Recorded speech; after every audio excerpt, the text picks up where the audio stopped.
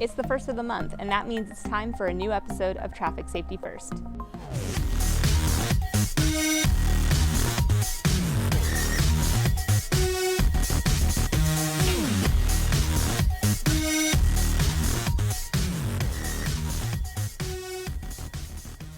Hey everyone, I'm Officer Ashwill, and today we are going to discuss merging.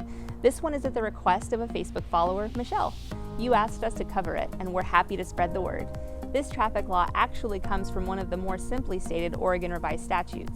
ORS 811.285 for failure of merging driver to yield right-of-way states, a person commits the offense of failure of a merging driver to yield the right-of-way if the person is operating a vehicle that is entering a freeway or other arterial highway where an acceleration or merging lane is provided for the operator's use and the operator does not look out for and give right-of-way to vehicles on the freeway or other arterial highway.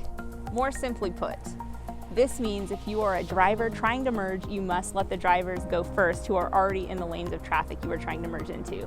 It is not the job of drivers already on a freeway or highway to yield to mergers.